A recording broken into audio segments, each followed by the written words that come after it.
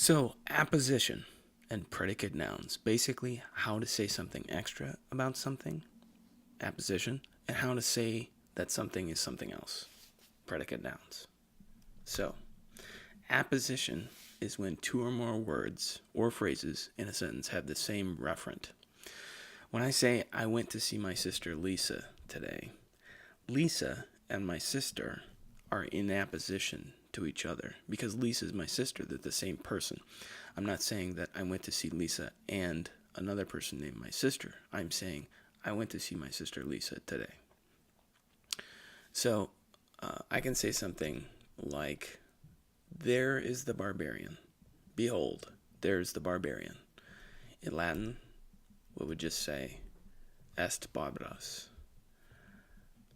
I could also say, there is Marcus. Some guy named Marcus. I would say, est Marcus. So what if Marcus is the barbarian? What if they're the same person? Well, then in English I would say, there is Marcus. I'd put a comma and I'd say, the barbarian. In Latin, all we need to do is just stick those two words together in the same construction. And we say, est Marcus barbarus. So, simple as that.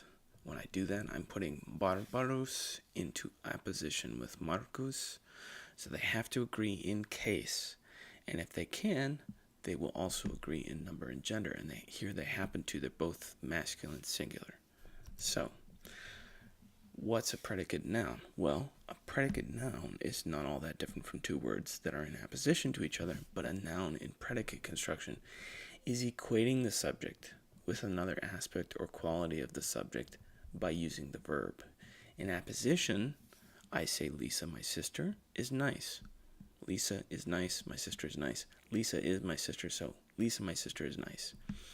That's my sister in apposition with Lisa. If I say Lisa is my sister, then I've turned my sister into a predicate noun.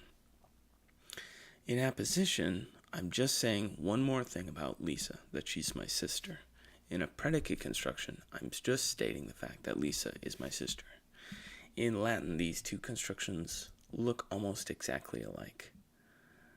But the important thing is that just as with apposition, a predicate noun must agree with the subject in case. So, est Marcus barbarus. We just had this sentence. We said, there is Marcus the barbarian. We don't even have to change the order of that sentence. But if we put it this way, it would be more clear that what we're saying is Marcus is a barbarian. We might even prefer Marcus est barbarus. So, if there's a predicate noun that matches, the gender of the subject, it will match its gender. So, I've given you a really nice example of Marcus, who is a man, and so he has a masculine second declension ending for his name, Marcus. And I've given you the word barbarus. So barbarus happens to have a feminine form as well, barbara. So we can say Lucia barbara est. Lucia is a barbarian. So the predicate noun will match the number of the subject, and when there is a feminine and masculine subject, it will match the masculine subject. So it will try to match the number, though that's not always necessary. So Lucia et Marcus barbari sunt. So the subject is Lucia and Marcus, who together form a plurality, and so we use barbari, which is the masculine plural nominative case of form of barbarus. So that's Lucia and Marcus are barbarians. So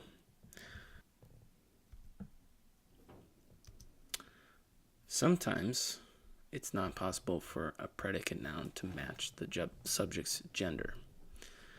The word for librarian, so Lucia est bibliothecarius, Lucia is a librarian. The word for librarian is masculine. It's second declension masculine. Lucia is feminine because she's a girl. If she's a librarian, though, there's nothing we can do about her status as a female or the name of her job, which is masculine. So we just match the case and the number, and we call it good. Another example is epistola est donum. The letter is a gift. Letter is a feminine noun, but donum is neuter. Nothing we can do, so we just match case and number.